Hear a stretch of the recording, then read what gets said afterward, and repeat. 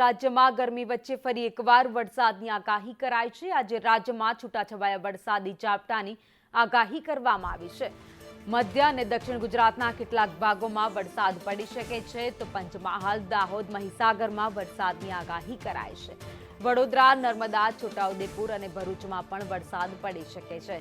તો આ તરફ દક્ષિણ ગુજરાતની વાત કરીએ, સુરત, ડાંગ, તાપી, નવસારીમાં વરસાદ વરસે તેવી આગાહી કરાઈ છે। વલસાડ, રાજકોટ, અમરેલીમાં પણ વરસાદ પડી શકે।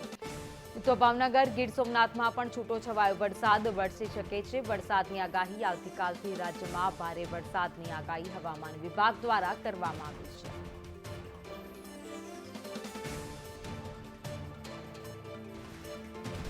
રાજ્યમાં ફરી એકવાર માવઠાની આગાહી કરાઈ છે। એક તરફ કાળઝાળ ગરમી, સવારના સમયે તો સાંજના સમયે વાદળછાયું વાતાવરણ પણ જોવા મળી રહ્યું છે, ત્યારે આગામી થોડા દિવસ સુધી વરસાદી માહોલ રહેશે તેવી આગાહી હવામાન વિભાગ દ્વારા કરવામાં આવી છે।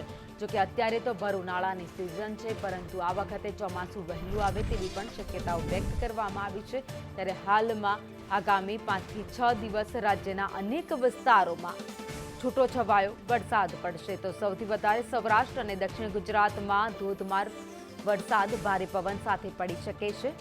હાલ રાજ્યમાં બેવડી ઋતુના કારણે સૌથી વધારે ખરાબ પરિસ્થિતિ ખેડૂતોની જોવા મળી રહી છે। ખેડૂતોનો જે પાક તૈયાર હતો તેને નુકસાન થયું છે।